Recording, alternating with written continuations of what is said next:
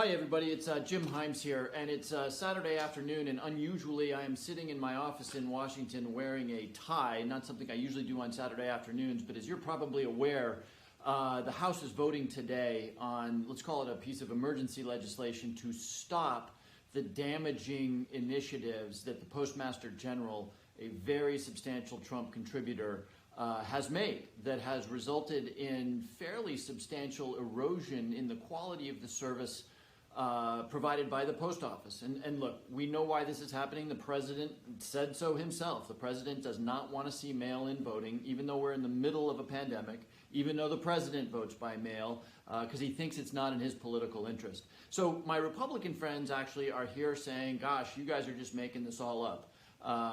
And even though when I was in Stanford last week, I did hear some evidence of some slowdowns, the Republicans are still saying that. So today, and here's what I wanted to share with you, the post office itself releases something called a Service Performance Measurement PMG briefing. And I won't bore you with all of the numbers, but look, you can see the lines right there. The post office, since the Postmaster General started these initiatives of removing machines and such, performance has gone down both in delivery and last mile and in processing 7 and 8%. That's what you see in those lines right there.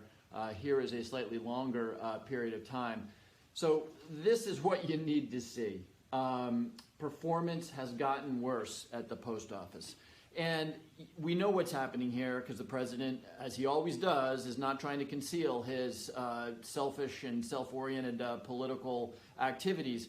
But it's not just about voting, right? It's also about the fact that millions and millions of our seniors get their medication through the post office. It's also about the fact that our farming relies on the post office. I happen to be a beekeeper. I know that bees are delivered, believe it or not, through the mail.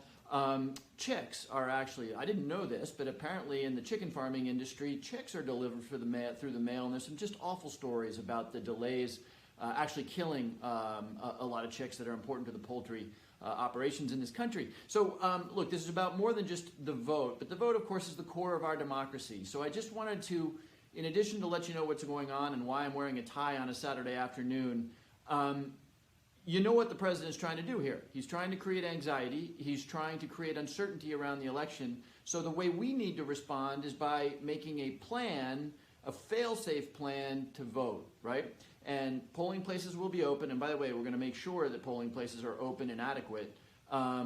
But if you're not comfortable voting in person, you need to think about applying for an absentee ballot or a mail-in ballot as early as possible and turning it around and mailing it as early as possible. Even though we're working hard here on this weekend to try to make sure that the Postal Service has the resources it needs, don't take a risk. Order that absentee ballot or that mail-in ballot as early as you can and mail it as early as you can so that there's not any ambiguity about whether it got in time. So folks, after the vote, I'll let you know what happens. In the meantime, stay safe and make a plan to vote.